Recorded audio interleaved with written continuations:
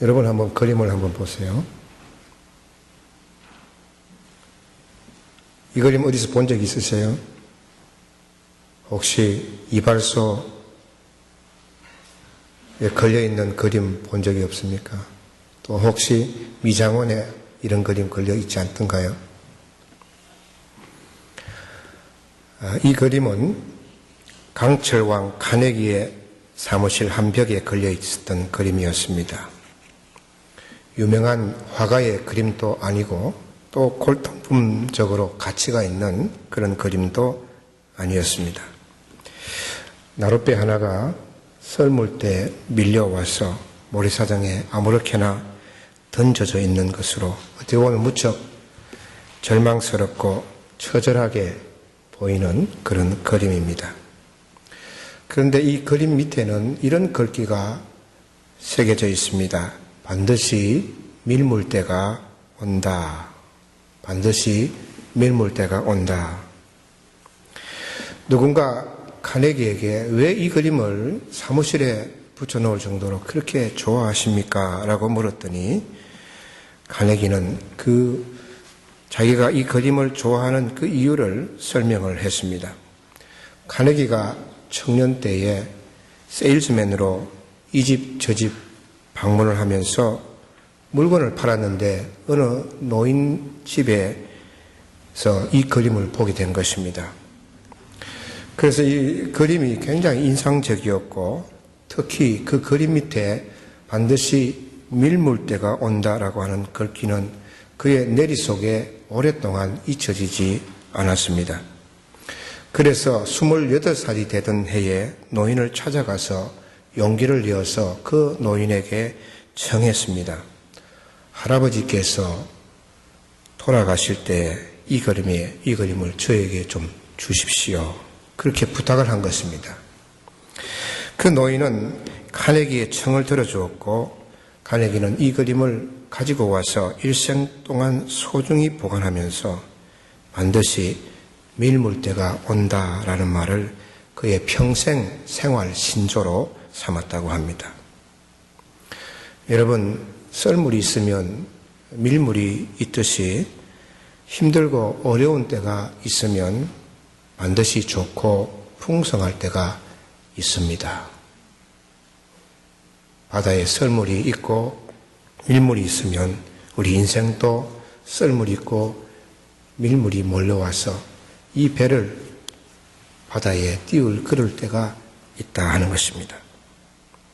지난 주일 기본으로 돌아가기 첫 번째 나의 정체성에 대해서 말씀을 드렸습니다. 나는 누구인가? 여러분은 누구십니까? 오늘 설교 제목은 하나님이 찾으시는 사람입니다. 한 나라의 대통령이 그 사람을 찾는다고 한다면 그 사람은 얼마나 필요하고 귀한 사람이겠습니까? 하나님이 찾으신다고 한다면 그 사람은 어느 정도 귀한 사람일까요? 여러분, 하나님께서 찾으시는 사람은 어떤 사람입니까? 세상에는 수많은 물건이 있습니다. 우리 생활에 필요하고 편리한 물건들이 주변에 널려 있습니다. 언제든지 돈을 주고 그것을 우리는 살 수 있습니다. 근데 그 물건들은 그냥 저절로 생긴 것이 아니라 다 만든 사람이 있습니다. 그 물건을 다 만들었어요. 그리고 그 물건을 만들 때 아무런 의미도 목적도 없이 만든 것이 아니라 그 물건을 만들 때에 분명한 의도와 목적을 가지고 만들었습니다. 그러면 우리는 누가 만들었느냐? 그냥 먼지에서 티끌에서 그냥 생겨서 이렇게 우리가 만들어졌다. 진화론은 그렇게 이야기를 하지만 우리는 하나님께서 우리를 만드셨다. 이것이 우리의 믿음입니다. 이것이 믿음의 출발입니다. 이것이 안 되면 믿음의 출발선상에서 우리는 달려나갈 수가 없습니다. 그런데 하나님께서 우리를 만드셨다고 한다면 거기에는 반드시 목적이 있을 것입니다. 오늘 사서 며칠 있다가 그냥 버리는 물건도 목적을 가지고 만들어졌는데 만물의 영장이라고 하는 사람이 아무런 목적 없이 그렇게 만들어졌겠습니까? 여러분, 하나님께서 사람을 만드신 목적이 무엇이겠습니까? 이사야 43장 21절에 보면 이 백성은 나를 위하여 지었나니 나를 찬송하게 하려 함이니라. 하나님께서 우리를 만드실 때에 우리 자신들을 위해서 만드신 것이 아니라 당신을 위해서 우리를 만드셨다고 말씀하시고 그 목적을 이렇게 말씀하십니다. 나를 찬송하기 위함이다. 우리는 만들어진 목적이 뭐냐면 하나님을 찬송하게 하기 위해서 만들어진 것입니다. 찬송은 다른 말로 확대해서 말하면 예배를 말하는 것입니다. 하나님은 당신이 예배를 받으시기 위해서 우리를 통해서 예배를 받으시기 위해서 우리를 만드셨다 하는 것입니다. 그래서 서두에 말씀드렸던 하나님이 찾으시는 사람은 하나님께 예배하는 자입니다. 23절에 보면 아버지께 참되게 예배하는 자들은 영과 진리로 예배할 때가 오나니 곧 이때라. 아버지께서는 자기에게 이렇게 예배하는 자들을 찾느니라. 하나님은 대단히 훌륭하고 똑똑한 사람을 찾지 않으십니다. 하나님은 사회적으로 지위가 높고 존경을 받는 사람을 찾으시지 않습니다. 하나님은 돈이 많아서 사람들에게 부러움을 받고 그 돈으로 많은 가난한 사람들을 나눠주고 봉사하는 그런 훌륭한 사람들을 찾지 않으십니다. 하나님은 당신에게 예배하는 자를 찾으십니다.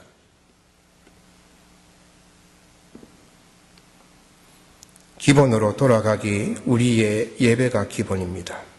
그래서 정말 내가 드리는 이 예배를 오늘 이 시간에 설교를 들으면서 하나님이 찾으시는 그런 예배, 하나님이 찾으시는 그런 예배자로서 내가 예배를 잘 드리고 있는가 하는 것을 점검해 보는 것입니다. 나는 정말 어떻게 하나님께 예배를 드리고 있는가? 오늘 본문에 나오는 사마리아 여인은 부정한 여인입니다. 남편이 5이나 있었던 여인입니다. 그녀는 남들 앞에서 떳떳하게 자기를 드러내지 못하는 부끄러운 인생을 살고 있는 그런 여자였습니다. 그녀의 마음속에는 하나님에 대한 갈망이 조금 있습니다. 예배를 드려야 되겠구나라고 하는 그런 생각도 있습니다만, 그렇지만 그녀는 그동안에 살아오면서 예배를 드리지 못했습니다. 예배와 그녀의 인생은 직접적인 관련이 있습니다. 그녀가 예배를 드리는 예배자였다고 한다면 결코 그렇게 남편을 쉽게 바꾸는 부정한 삶을 살지 않았을 것입니다. 여러분, 우리의 신앙과 우리의 인생은 예배에 따라서 좌우된다는 것을 다시 기억해야 합니다. 우리 인생을 결정짓는 것이 예배임을 다시 깨달아야 합니다. 그것은 아담과 하와의 두 아들 가인과 아벨의 인생을 보면서 절실하게 깨닫게 됩니다. 한 사람은 동생을 죽인 살인자가 되었고 한 사람은 순교자가 된 결정적인 것이 무엇이냐? 그것은 예배입니다. 동생 아벨은 하나님이 받으시는 예배를 드렸지만 가인은 하나님이 받으시는 예배를 드리지 못했습니다. 그 예배 때문에 완전히 다른 인생이 되어버렸습니다. 여러분, 우리가 하나님께 예배 드린다고 했을 때 가장 우선적으로 생각해야 될 것은 공적인 예배입니다. 오늘 이 시간에 여러분이 앉아서 함께 하나님께 드리는 이 주일 예배가 가장 우선적으로 생각해야 할 예배입니다. 왜냐하면 하나님께서 이 공적인 예배를 자기 백성들에게 알려주셨기 때문입니다. 하나님께 함께 모여서 하나님을 경배하고 예배드리는 것은 하나님이 정하신 가장 중요한 예배의 중요한 방식이었습니다. 모여서 예배하고 하나님을 경배하는 것이 신앙생활에 얼마나 도움이 되느냐, 그것이 중요한 것이 아니라 그렇게 모여서 예배하는 것이 하나님의 명령이었고 그것은 백성들에게 의무였습니다. 히브리서 10장 25절에 보면 모이기를 피하는 어떤 사람들의 습관과 같이 하지 말고 오직 권하여 그날이 가까움을 볼수록 더 그리하자. 모이기를 피하려고 하는 사람들처럼 하지 말고 힘써 모여 예배하라 한 것입니다. 여러분, 공식적으로 드려지는 이 예배는 구약시대부터 신약시대에 이르기까지 일관되게 행해져 온 것입니다. 오순절날 성령을 체험한 사람들은 나가서 복음을 전하기만 한 것이 아니라 예배 공동체를 만들었습니다. 예배 공동체를 만들 수 있는 공간이 없었습니다. 수많은 사람들이, 몇만 명이 넘는 사람들이 어떻게 모입니까? 그렇지만 그들은 로마의 핍박을 피해가면서 거대한 지하 무덤의 빈 공간에 모여서 비밀히 예배를 드렸습니다. 왜 그렇게 했을까요? 복음만 전하면 되지. 그것은 하나님의 명령이었기 때문입니다. 하나님께 예배드림으로 하나님께 영광을 돌리기 위함이고, 또한 그 예배를 통해서 복음을 전하기 위한 능력을 공급받기 위해서입니다. 오늘날 우리는 마음 놓고 아무런 핍박도 없이 그냥 편안하게 예배드릴 수가 있습니다. 그렇지만 우리가 사는 이 지구 공간에 어느 곳에서는 마음 놓고 예배를 드리지 못하는 그러한 그리스도인들이 너무 많습니다. 그 가운데 중국의 지하교회라고 하는 가정교회는 지금도 경찰의 눈을 피해서 모여서 예배드리고 있습니다. 예배를 통해서 하나님께 영광을 돌리고 영광 돌림으로 하나님이 주시는 은혜와 능력을 받기 위해서입니다.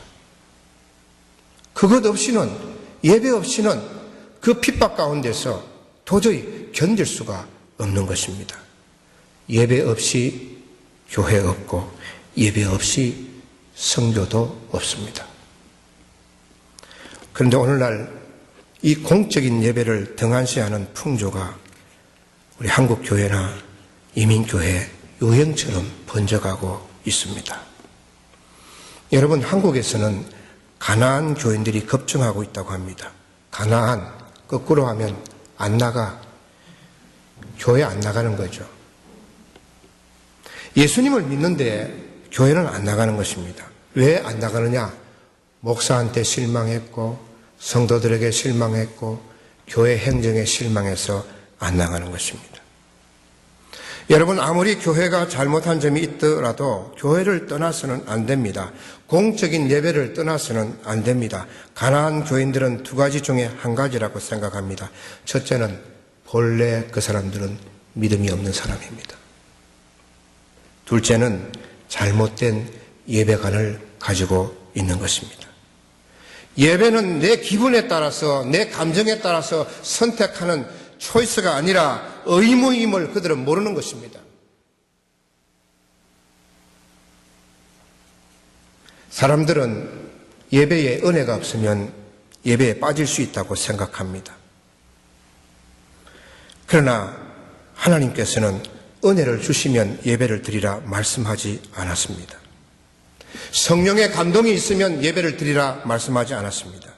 성경은 단순하게 명령합니다. 너희는 예배하라. That's it.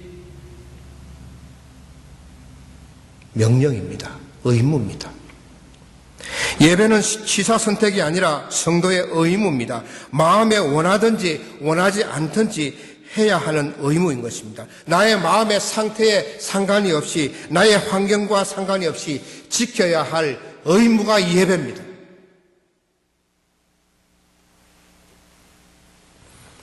유럽의 교회들은 비어 있습니다. 교회당은 화려하고 웅장하지만 예배는 나이 드신 어른들만 몇십 명 모여서 드리고 있습니다. 젊은이들은 자기가 하고 싶은 대로 하고 있죠. 그러면서 자기도 기독교인이라고 말합니다. 부활주일과 크리스마스 때는 나가기 때문이라는 것입니다.